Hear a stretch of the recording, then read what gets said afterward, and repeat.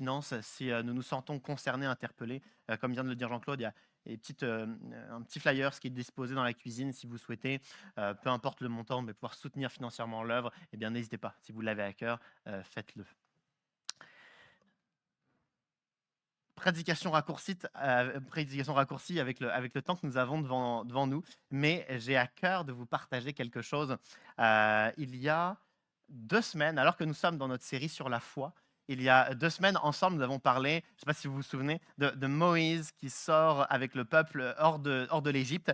Et finalement, ce n'est pas une sortie si simple, puisque l'armée d'Égypte les poursuit. L'armée veut se venger, elle veut les massacrer, et le peuple fuit.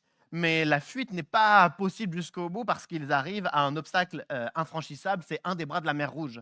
Alors ils sont bloqués entre l'armée et la mer Rouge. Mais Dieu appelle Moïse à fendre la mer avec son bâton et un vent souffle, la mer est asséchée, Moïse et le peuple peuvent traverser, l'eau revient alors que l'armée tente de traverser et enfin l'armée est détruite, le peuple a gagné. Mais maintenant je vous interroge, que se passe-t-il juste après? Je ne sais pas si certains connaissent, je vous interroge au premier degré, je ne sais pas si certains savent ce qui se passe juste après dans les heures qui suivent. Est-ce que certains savent? Exactement, exactement. Il loue Dieu, il remercie Dieu. Je pense qu'on va le lire dans un instant. En fait, c'est pas moi le sujet que j'avais envie de vous partager, c'est juste après cette louange. Mais quand je vois entre le passage de la mer Rouge et le sujet que je voulais partager, lorsque je vois ce temps de louange, je me dis, on ne peut pas passer à côté. On ne peut pas passer à côté parce que le peuple aurait pu, s'il se serait tu, s'il n'aurait pas remercié Dieu, s'il n'aurait pas loué, si le peuple se serait tu, il serait peut-être resté dans la méfiance parce que, vous savez, c'est comme dans tous les milieux sociaux, lorsque la vérité n'est pas verbalisée, on n'est pas sûr que ce soit la vérité. Et donc là, ils sont tous bien sûrs que l'armée est détruite dans la mer, mais si personne ne le dit, si personne ne remercie Dieu, si personne ne loue, est-ce qu'on est sûr de ça? Est-ce qu'on est sûr de cette réalité? Et il y a après peut-être une forme de paranoïa. Est-ce que l'armée ne va pas revenir? Est-ce qu'il n'y a pas d'autres adversaires? Et non, ils se sont arrêtés. Et pour être sûr et certain que tout le monde a bien compris que l'adversaire a perdu, ils vont chanter et louer Dieu. Certains auraient pu, à la place de louer, d'adorer Dieu, de remercier Dieu, certains auraient pu atténuer l'action de Dieu, de raconter de génération en génération, on était bloqués et comme par hasard, il y a un vent qui a balayé l'eau, on a pu traverser les pieds secs et lorsque l'armée est arrivée, l'eau est revenue par hasard. Mais non, ce n'est pas par hasard. Il y avait un ange qui était devant, il y avait une colonne de nuée qui était derrière. Il y a Dieu qui, à un moment donné, a donné un ordre à Moïse et l'eau a disparu et l'eau est revenue au bon moment. Ce n'est pas une question d'hasard. On ne peut pas atténuer ce genre d'histoire. Ils ont choisi de louer, ils ont choisi de chanter. Il est possible que dans certaines grandes victoires que nous avons vécues, il est possible que nous ayons atténué les événements. Il est possible que nous ayons oublié de dire que c'est Dieu qui nous a donné un travail, que c'est Dieu qui a protégé notre couple. Il est possible que nous ayons oublié que ce n'est pas simplement la main du chirurgien qui a permis une excellente opération, mais aussi et surtout la main de Dieu.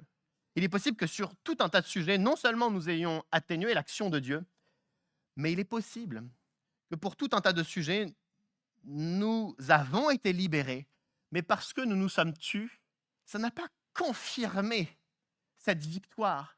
On est finalement plus sûr d'avoir été libérés de cela. On est finalement plus sûr que la libération que nous a donnée Dieu, elle est définitive, elle est radicale. Et certains même, j'ai l'impression que c'est même le principe du traumatisme, c'est-à-dire il s'est passé quelque chose il y a 5 ans, 10 ans, 20 ans, 30 ans, et on en vit encore les conséquences aujourd'hui alors que l'événement est terminé. Mais le traumatisme, c'est que le souvenir de l'événement reste encore aujourd'hui une source d'influence importante. Je crois que le peuple, pour éviter tout traumatisme des Égyptiens, pour éviter toute atténuation, le peuple choisit de chanter et de louer Dieu. Voici comment ça se passe. Myriam et toutes les femmes commencent à prendre un tambourin. Ils viennent de sortir depuis une demi-heure, 1 heure, on n'en sait rien, 2 heures de la mer Rouge. Ils viennent de voir à ce moment-là l'armée des Égyptiens être détruite dans l'eau. Et au son des tambourins, il y a une joie qui envahit les familles après famille, clan après clan, tribu après tribu. Et sur le son de tambourin, le texte nous dit que Moïse et tous les Israélites, non, je ne vais pas me lancer dans un slam, mais Moïse et tous les Israélites commencent à chanter. Et voici ce qu'ils disent. L'Éternel est un vaillant guerrier. Son nom est l'Éternel. Il a jeté dans la mer les chars du Pharaon. Son armée, ses combattants d'élite ont été engloutis dans la mer des roseaux. Les vagues les ont couverts. Ils sont descendus au fond de l'eau, pareil à une pierre. Ils sont en train de décrire ce qu'ils ont vu, ce qu'ils ont vécu. Ta main droite, Éternelle, est magnifique de force. Ta main droite, Éternelle, a écrasé l'ennemi. Par la grandeur de ta majesté, tu renverses tous les adversaires. Tu déchaînes ta colère contre eux. Elle les dévore comme de la paille. Tu as soufflé et l'eau s'est rassemblée. Les courants se sont dressés comme une muraille. Les vagues se durcissent au milieu de la mer. L'ennemi disait, je les poursuivrai. Je les rattraperai. Je partagerai le butin. Ma vengeance sera assouvie. Je tirerai mon épée. Ma main les détruira. Mais ô Éternel, tu as soufflé de ton haleine. La mer les a couverts. Ils se sont enfoncés comme du plomb dans l'eau profonde. Qui est semblable à toi parmi les dieux éternels? Qui, comme toi, magnifique de sainteté, redoutable, digne d'être loué, capable de faire des miracles? Tu as tendu ta main droite et la terre les a engloutis. Dans ta bonté, tu as conduit, tu as racheté ce peuple, nous les Israélites, nous les croyants aujourd'hui au XXIe siècle, tu nous as conduits, tu nous as rachetés. Par ta puissance, tu nous diriges vers ta sainte demeure. Les peuples l'apprennent et ils tremblent. La douleur s'empare des Philistins. Les chefs d'Édom sont épouvantés. Un tremblement s'empare des guerriers de Moab. Tous les habitants de Canaan perdent de courage. La terreur et la frayeur les surprendront. Devant la grandeur de ta puissance, ils deviendront muets comme une pierre jusqu'à ce que ton peuple soit passé, Éternel, jusqu'à ce qu'il soit passé, le peuple que tu as acquis. Tu nous conduiras, tu nous établiras sur la montagne de ton héritage, à l'endroit que tu as déjà préparé pour ta demeure éternelle au sanctuaire. L'Éternel régnera éternellement et à toujours. Oui, les chevaux du Pharaon, ses chars et ses cavaliers ont pénétré dans la mer, et l'Éternel en a ramené l'eau sur eux, alors que les Israélites ont marché à pied sec au milieu de la mer. Voici le chant. Voici la célébration. Voici comment le peuple décrit ce qu'ils ont vu. Ils ne se sont pas tus au risque d'atténuer avec le temps ce qui s'est passé parce que 10 ans plus tard, 20 ans plus tard, on va dire, par chance, le vent a balayé l'eau. Non, non, non. Ils saisissent tout de suite le moment pour remercier Dieu, pour célébrer, en répétant et encore que c'est Dieu, l'acteur de la délivrance. Dans ce chant, à aucun moment donné, il ne sous-estime la puissance de l'adversaire. Non, non, non, non, mais il ne sous-estime pas non plus la puissance de Dieu qui a été à l'œuvre, qui a délivré. Et je crois que je ne peux pas passer à côté de ce chant. Ce chant doit être une source d'inspiration pour nous. Parce que je crois que de nous priver de reconnaissance revient à nous priver de la bénédiction de Dieu. Je crois que trop souvent, parce que nous n'avons pas souligné ce que Dieu a fait immédiatement dans notre vie, ça a laissé cette bénédiction aux oubliettes. On a perdu dans nos mémoires ce que Dieu a fait. Il y a une photo, est-ce que tu peux mettre la photo? Cette photo, c'est Joséphine et moi, notre mariage. On est de dos. On est ici, je ne sais pas si certains en connaissent, c'est l'hôtel de ville de Rouen. On descend les escaliers, la cérémonie était terminée. Et heureusement qu'on a cette photo. Parce que habituellement, j'ai peut-être honte, mais peut-être que les couples mariés, c'est pareil, mais je n'ai aucun souvenir de ma journée de mariage. Et il y a encore pas longtemps, je discutais avec un ami et je lui ai dit, bah oui, tu te souviens le jour de notre mariage? Et il me dit, bah non, j'y étais pas. Je dis, bah si, tu étais là. Bah, ça fait 2 ans qu'on se connaît, Emmanuel. Je n'étais pas là. Ah oui, c'est vrai, tu n'étais pas là. Je ne me souviens plus de qui était là. Peut-être que certains d'entre vous étaient là. J'espère que c'était un bon moment, mais je ne me souviens plus de qui était là, de mes invités, comment c'était la cérémonie civile, religieuse et le cocktail. Je me souviens de pas grand-chose, la décoration, l'atmosphère, comment les gens vivaient. Je ne me souviens de presque rien. Mais heureusement, on a quelqu'un de notre famille qui nous a offert gentiment un album photo. Et cet album photo commence par cette photo. Et quand je vois cette photo, je me souviens de tout. Et de tous les détails, même les détails qui ne sont pas dans cette photo et dans les autres photos. Je me souviens avec mes parents on se gare au parking souterrain de l'hôtel de ville. Je me souviens, j'ai des brides d'images du parking souterrain, d'arriver devant la mairie, puis on attend à l'extérieur. Je me souviens du premier couple de nos invités qui arrive. Je me souviens de d'autres invités qui arrivent à ce moment-là. Je me souviens de la famille de Joséphine qui arrive, mais qui laisse Joséphine au loin dans la voiture pour que j'aille la chercher. Je me souviens de tous les détails grâce à une photo. On peut enlever la photo parce que je me sens gêné en fait. La reconnaissance vient capturer l'événement. La reconnaissance vient capturer la bénédiction, de telle sorte que peu importe le temps qui passe, nous allons nous en souvenir. La reconnaissance permet d'affermir l'action de Dieu dans nos vies, de telle sorte que non seulement on n'oublie pas, mais on sait qui était l'acteur de la délivrance, qui était l'acteur de la bénédiction. Il y a autre chose qui se passe dans ce chant que nous avons chanté, c'est qu'ils ne sont pas seulement en train de décrire la scène, ils ne sont pas en train de décrire l'armée du Pharaon seulement, ni l'action de Dieu seulement. À un moment donné, ils disent, et alors là, je suis admiratif de ce que le peuple chante, ils chantent en disant « les peuples l'apprennent ». Ils commencent à parler de la terreur et de l'épouvante de l'armée des Philistins, de l'armée de Moab, de l'armée d'Édom et de l'armée des pays de Canaan. Ce sont leurs futurs adversaires. Et alors le peuple, les Israélites, qui il y a quelques heures avant le passage de la mer Rouge, étaient eux-mêmes terrorisés. Dans la reconnaissance et la louange, ils sont en train d'anticiper les prochains adversaires, non dans la terreur, mais dans la foi de leur future victoire. La reconnaissance vient intensifier, galvaniser notre foi. Si pendant 10 jours d'affilée, je vais remercier Dieu pour mon travail, si au 11e jour, j'ai un problème professionnel, je sais que Dieu va intervenir parce que je m'entretiens dans la reconnaissance et la louange. Et le contraire est tout aussi vrai.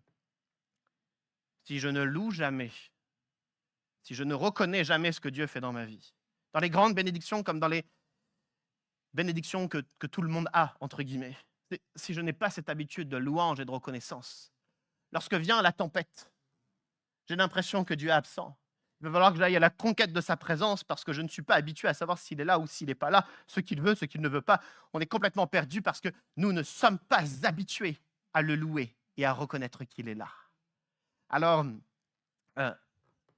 cette chanson, ce chant, ce n'est pas vraiment le message, même si je vais être très court, mais je ne pouvais pas passer à côté. Parce que certains d'entre nous, on a besoin d'être forts dans nos prochains combats. On a besoin d'être plus résistants que d'habitude dans nos prochaines tempêtes. On a besoin, comme l'a dit Jean-Claude, d'être ces soldats, qu'on soit sur le front ou à l'arrière-garde, on a besoin d'être ces soldats spirituels. Mais on ne le peut pas si nous ne louons jamais.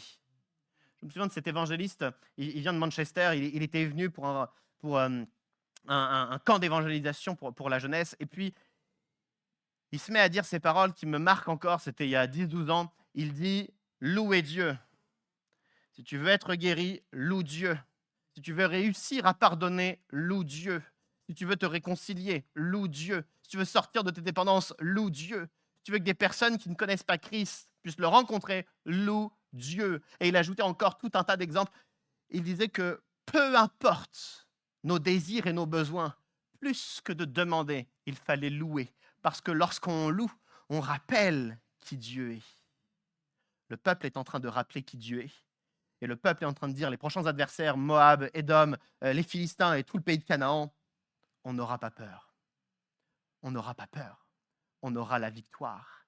Et j'aimerais que cet état d'esprit de foi soit notre état d'esprit. La prochaine maladie, la prochaine déchirure familiale,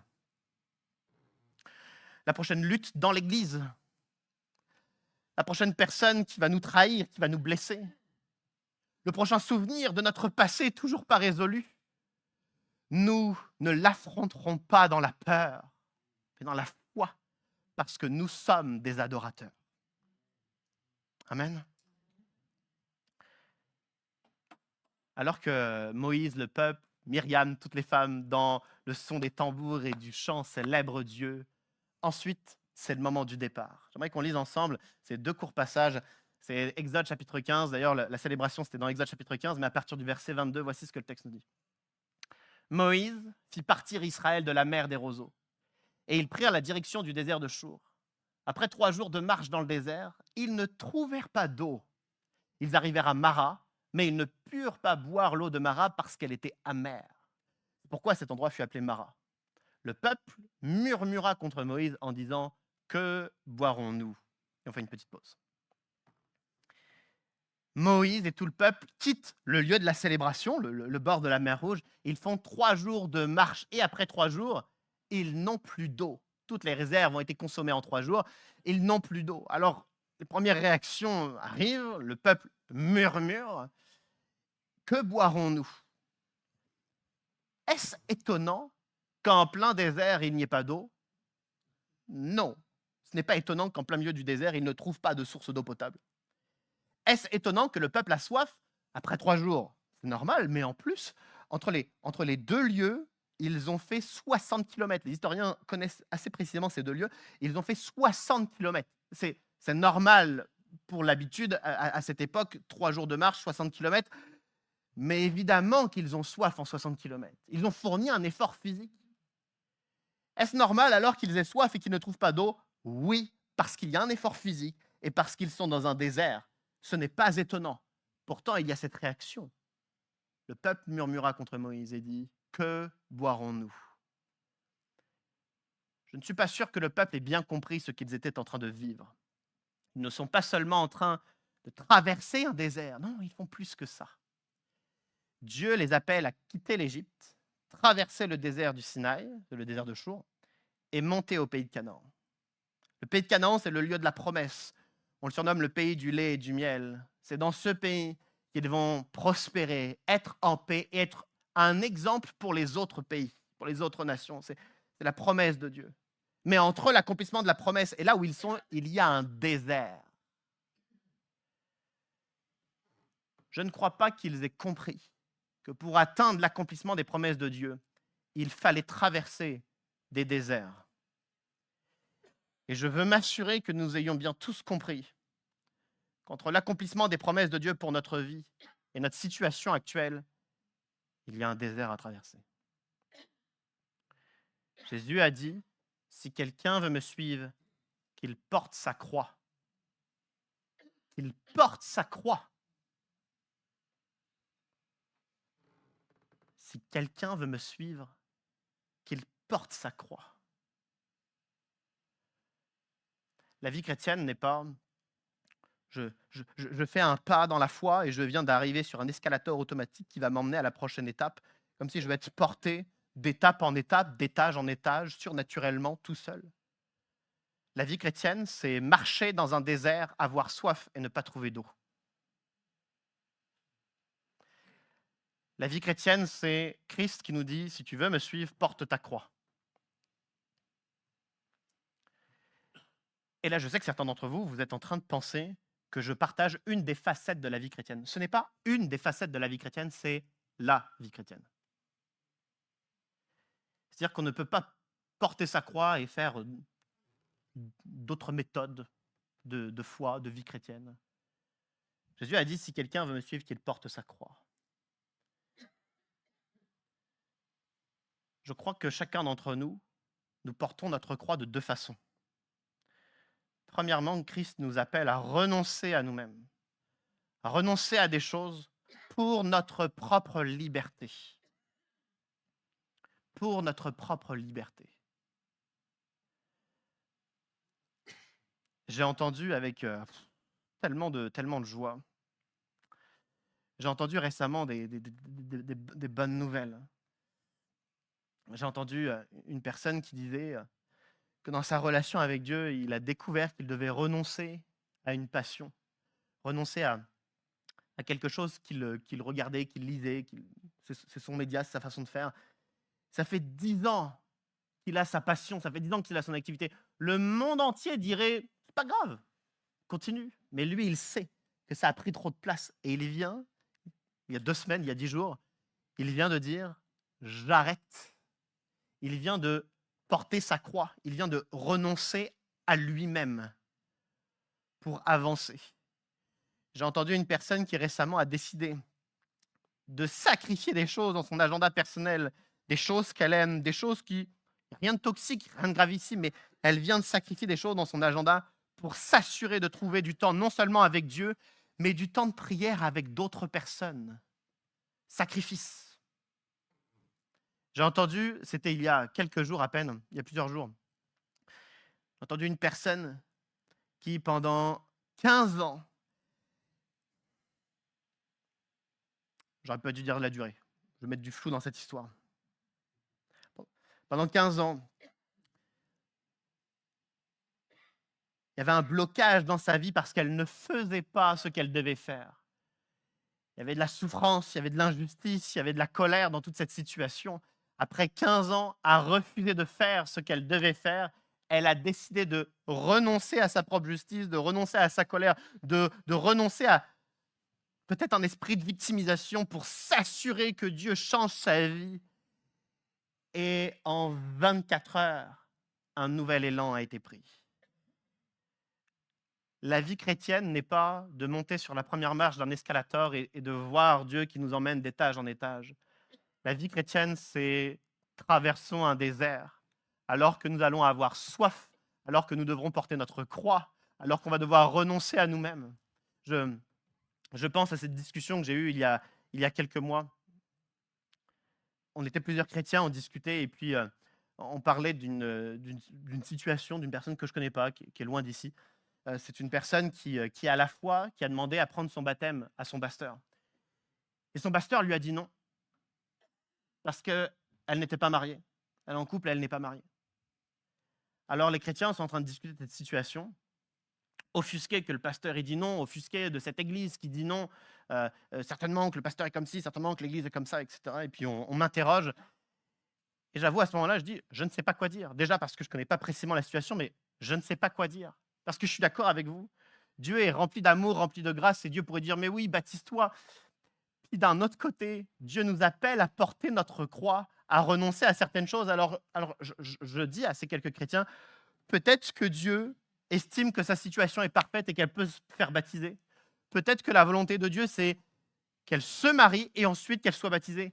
Et même peut-être que la volonté de Dieu, c'est qu'elle rompt cette relation parce qu'elle sait qu'elle ne se mariera jamais avec lui et qu'elle prenne son baptême après. Et quand je dis ça, les chrétiens disent, mais non, pas Dieu. Dieu rempli d'amour, Dieu si patient, Dieu rempli de grâce, ne va pas lui demander de rompre sa relation. Et je dis, peut-être, peut-être, peut-être. Peut-être que nous sommes trop habitués à une vie chrétienne où on marche sur la première marche de l'escalator et on pense que tout va se dérouler tout seul, alors que la vie chrétienne, c'est porter sa croix, marcher dans un lieu désert, renoncer à soi-même pour notre propre liberté. Et le renoncement, c'est jamais facile. Il y a une expression, je n'ai pas réussi à retrouver de qui ça venait, mais une personne qui parle des larmes, de la sueur et du sang. Et je crois que lorsqu'on porte sa croix, lorsqu'on marche dans le désert, il y a les larmes, la sueur et le sang. La vie chrétienne n'est pas un chemin tranquille, confortable, où on attend que Dieu bénis-moi, bénis-moi, bénis-moi, bénis-moi. Mais c'est dans les larmes, la sueur et le sang que l'on renonce, que l'on marche dans le chemin de grâce que Dieu a prévu pour nous. Oui, amen. Au début de la série sur la foi, donc c'était début septembre, après quelques jours, je ne vais pas vous le dire, mais je l'ai dit à Joséphine, je dis à Joséphine, dans ce sujet, tu vois, Joséphine, je sais qu'il n'y a rien de grave, je sais que tu sais qu'il n'y a rien de grave, mais on ne sait jamais, durant les 4 prochains mois, ça, je l'arrête. Et j'y touche pas, juste pour m'assurer que je suis encore capable de renoncer à quelque chose et que je m'assure que ce n'est pas d'emprise sur moi. Les premières semaines, c'était compliqué. Et quel plaisir de voir l'action de Dieu qui nous envoie à un prochain étage, pas parce qu'on n'a rien fait, mais parce qu'on a encore renoncé à quelque chose.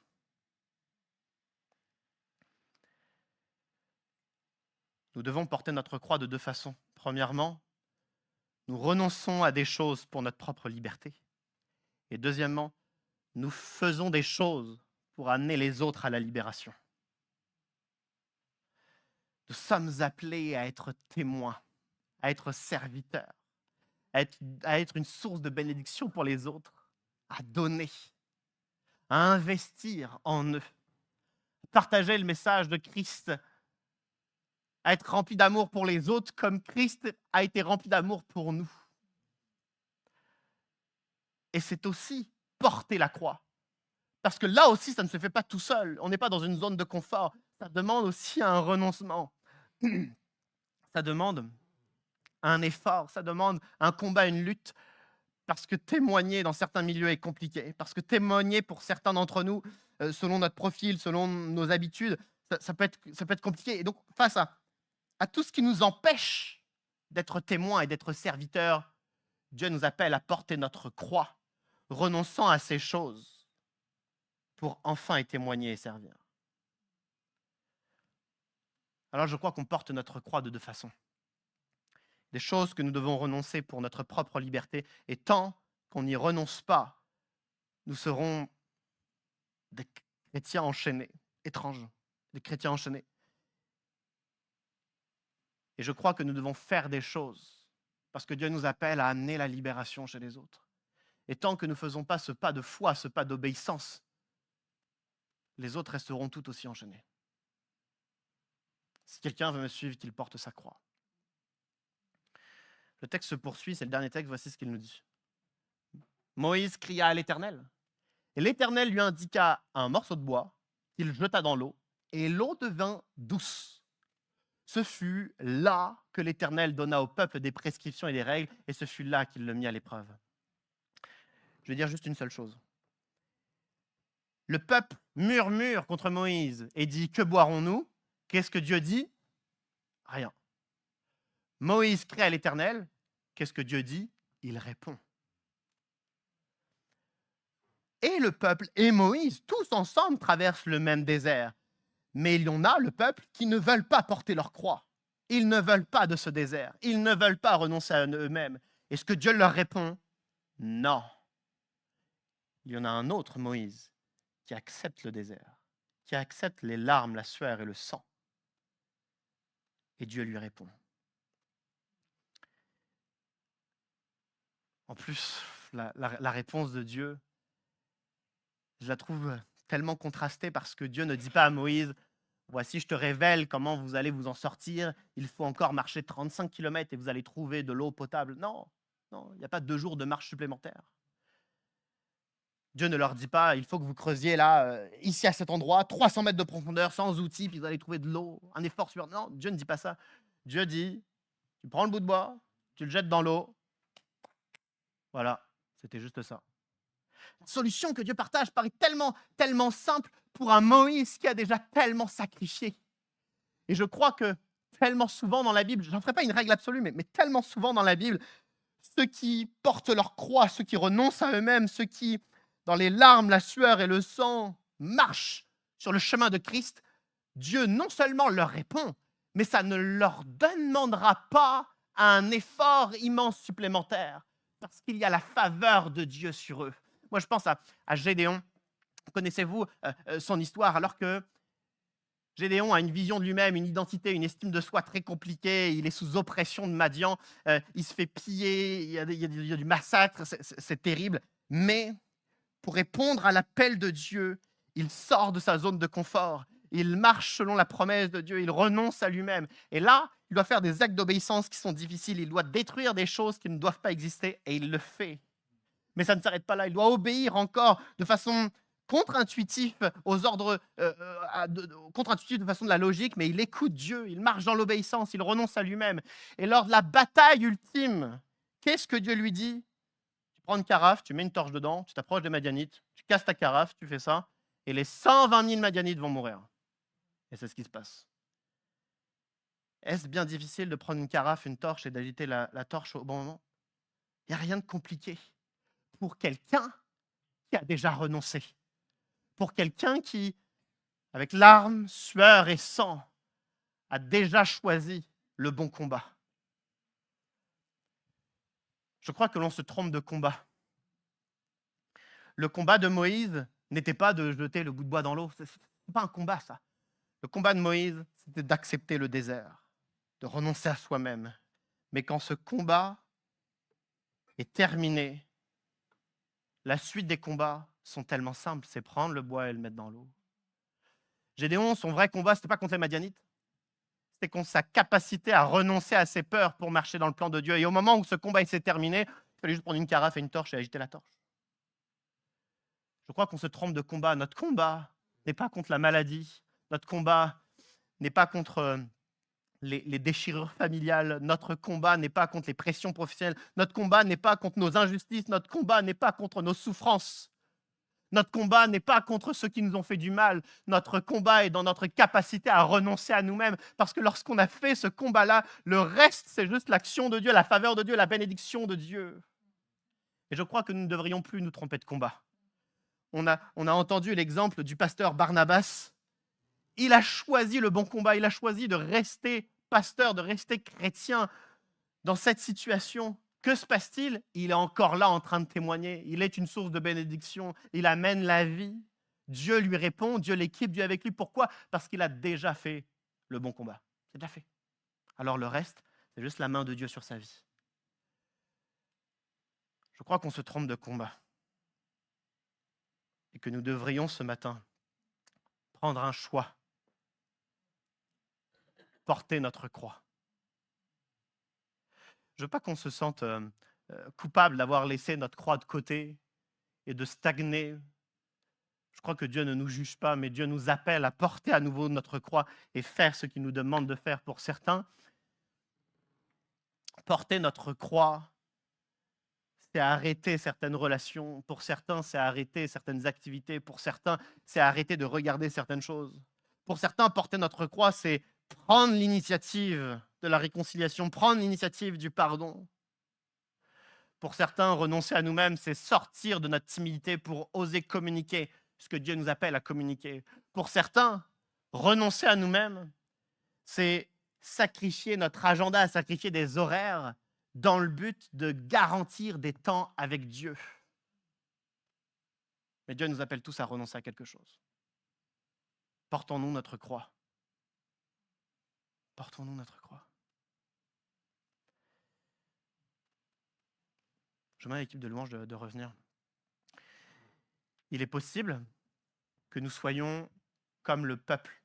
C'est-à-dire, on a fait quelques pas dans le désert.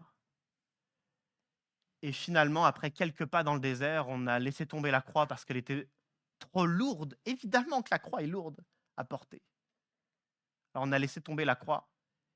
Et on murmure, on crie à Dieu. Qu'est-ce qu'on va boire? Qu'est-ce qu'on va manger? Comment on va s'en sortir? Quel est mon avenir? Comment vais-je guérir? Et qu'est-ce que Dieu dit? Il ne répond pas à nos prières. Il nous appelle à porter notre croix. Si certains d'entre nous, Dieu ne répond pas à nos prières, si certains d'entre nous, Dieu ne déverrouille pas certaines situations qu'il a pourtant promis de déverrouiller, si certains d'entre nous, nous avons l'impression qu'il y a de la distance entre Dieu et nous, c'est peut-être pour nous le moment de porter notre croix.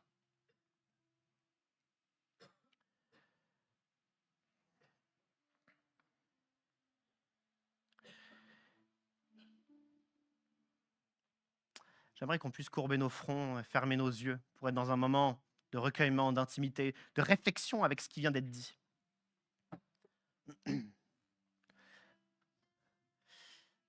J'aimerais que si certains d'entre nous, on est interpellés, qu'on ne quitte pas l'église dans 30 secondes, mettant les clés dans la voiture et on part comme si d'un été. Non, le peuple, quand il a vécu quelque chose de fort, le passage de la mer Rouge, il s'est arrêté. Il a loué Dieu. Je crois que si le sujet de porter notre croix nous parle, nous ne devrions pas, à partir dans 30 secondes, comme si dans un été, mais nous arrêter et nous engager.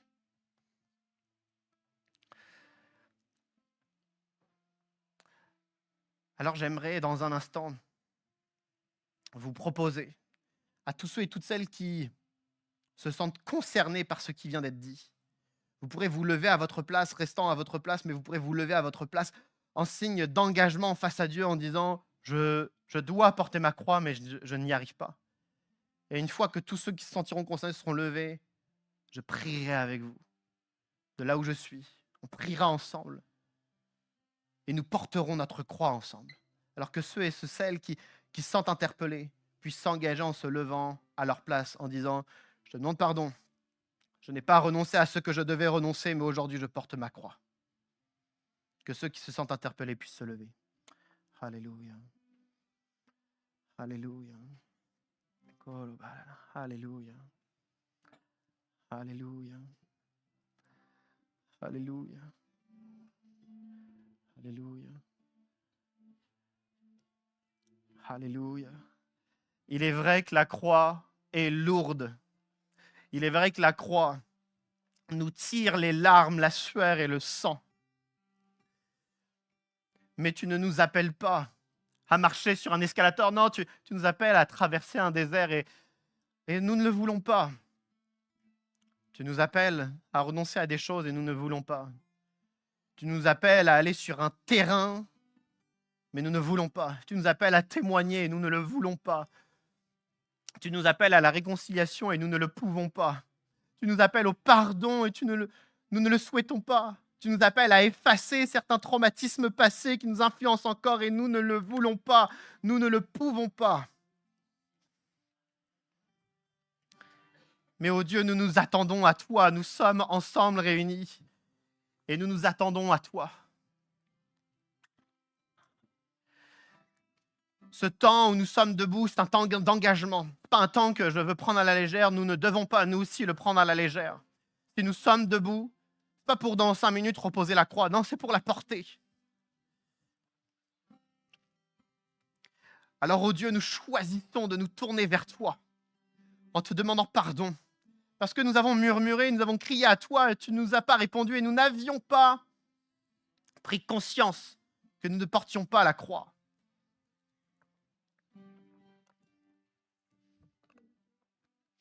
Maintenant, Seigneur Jésus, alors que nous sommes ensemble, je te prie de venir toucher nos cœurs là où nous sommes, afin que nous puissions prendre dorénavant un engagement ferme devant toi, un engagement de porter cette croix que nous avons déposée, un engagement de renoncer à des choses, renoncer à des discours.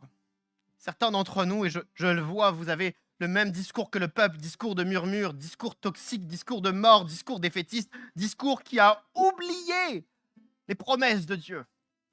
Mais vous vous engagez à porter la croix d'un discours différent, d'un discours de vie, discours de promesses, discours de bénédiction, discours de témoignage. Votre langue est une lumière, est une lampe pour ceux qui doivent connaître Christ. Il y a certains d'entre nous, on doit renoncer à certaines dépendances. Et c'est tellement tabou que l'on n'en parle pas. Et c'est tellement tabou que nos relations de proximité ne le savent pas. Et l'adversaire est tellement satisfait de rester caché parce qu'il n'y aura pas de libération tant que l'adversaire restera caché. Alors Dieu te dit, porte ta croix et va voir un frère, va voir une sœur. On peut se voir, vous et moi. Et on va libérer ce qui est caché. On va libérer ce qui est caché. Et l'adversaire qui prend ses aises dans votre vie parce qu'il y a des choses qui sont cachées va être mis en lumière et il ne pourra pas rester. Alors porte ta croix et parle. Dans l'intimité, parle. Certains d'entre nous, on doit renoncer à certaines relations qui, sous le couvert de légèreté, de blagues, de rire, nous éloignent du cœur de Dieu. On fréquente des amis qui nous éloignent du cœur de Dieu. Et Dieu t'appelle à garder ton cœur. Ton cœur ne peut pas être à Dieu parce que ton cœur est intoxiqué par les maux des uns et des autres. Protège ton cœur, protège tes relations, ferme tes oreilles spirituelles à ceux qui vont te nuire. Parce qu'aujourd'hui n'est pas encore le temps où tu es suffisamment mature pour être un moteur pour eux. Aujourd'hui, tu dois te protéger. Mais demain, dans un autre avenir, tu pourras être ce moteur et cette source d'influence, mais pas aujourd'hui encore, pas aujourd'hui encore. Aujourd'hui, éloigne-toi des relations qui pourrissent ton cœur. Plusieurs d'entre nous, on doit renoncer à des choses. Plusieurs d'entre nous, on doit porter notre croix. Ne le faisons pas un instant, mais changeons de vie aujourd'hui.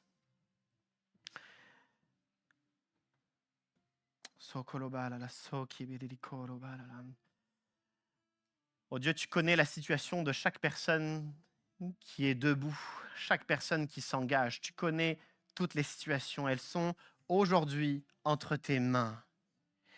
Je te remercie parce que, alors que Moïse n'a fait qu'un seul pas dans le désert, Moïse n'a fait que 3 jours dans le désert, 3 jours après, tu as déjà amené un miracle, l'eau amère devenue eau douce. Ce matin, nous ne faisons peut-être qu'un premier pas dans ce désert, mais à partir de ce premier pas, ta faveur et tes bénédictions sont sur nous. Parce que nous faisons un premier pas dans l'obéissance, ta faveur est sur nous.